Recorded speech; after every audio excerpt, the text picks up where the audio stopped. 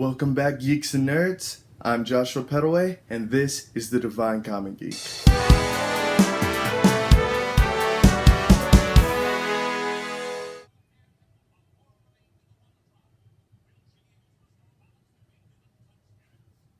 So I'm currently watching, I believe it's like the third episode of The Legend of Korra in season 2.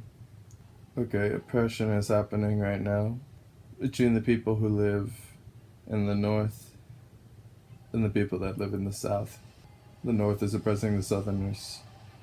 So overall, I don't really have a problem with The Legend of Korra. I find it very nostalgic of the original Avatar: The Last Airbender, but a lot of people have been saying that Korra is a bit too reckless, too headstrong, she rushes into everything.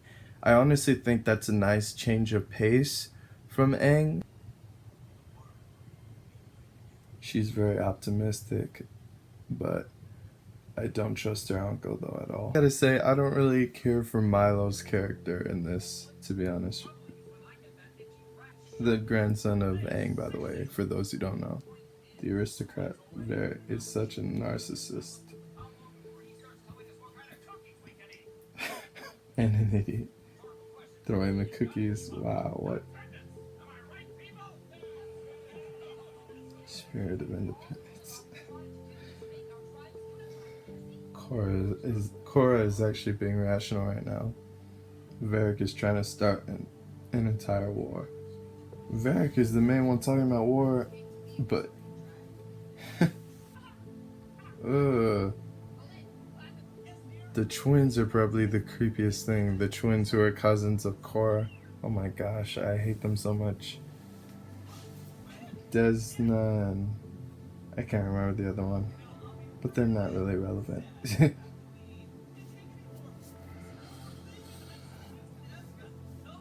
Eska was her name. I hate Eska. I hate Eska and Desna so much.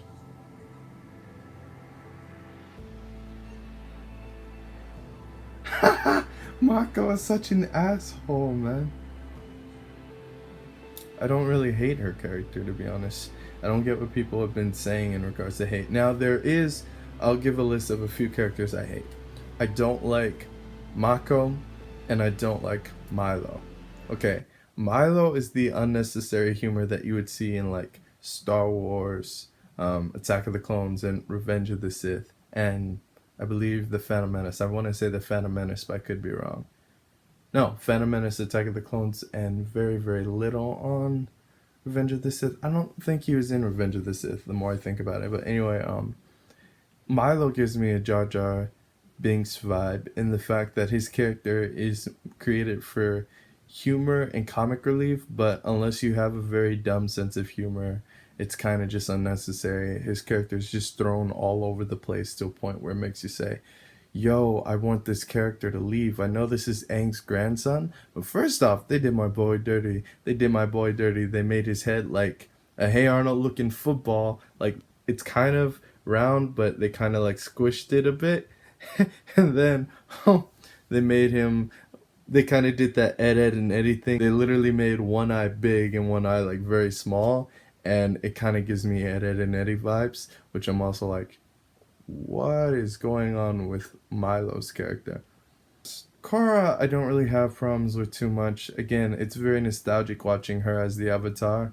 And then you got Asami is probably my favorite character so far. She's probably the most rational out of everyone, the one that makes the most sense, the most compassionate, and the smartest one out of all of them. And she's probably the one who gets the shittiest like side of everything that's being thrown at them throughout this entire series. I feel horrible because of the circumstances that surround her relationship with Mako, and then later her relationship with Korra, although I haven't gotten to that point yet, so it's going to be interesting when I get there. Alright, so I nearly finished episode 23 of The Legend of Korra. So for the most part, all the hate people gave the show was very unwarranted.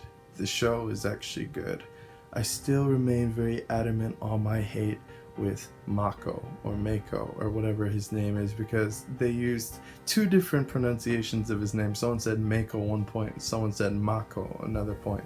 So the thing that pisses me off about The Legend of Korra, because honestly the show is great, but Asami gets the most shit. She gets the shittiest end of the stick here. Like, relationship wise, she's always getting thrown under the bus with her relationship with Mako.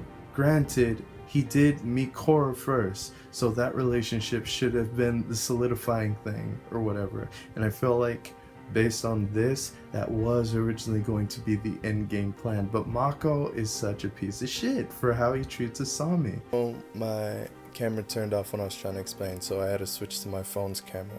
So I honestly think Asami got the shitty end of the stick throughout this entire series so far, because of the way Mako treats her, because of the way Mako treats Korra, and because of the way Mako treats the relationship with his brother, Brolin.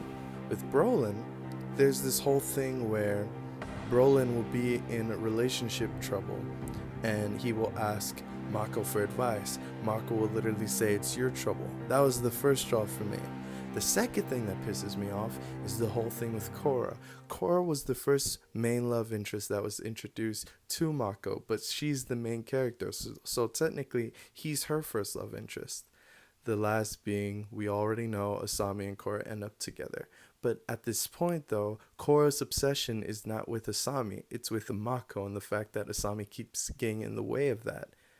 But at the time though, Mako was not interested in Korra, he was interested in Asami. And he says, and I quote, "She's a good buddy, a pal, but she doesn't seem like the relationship type."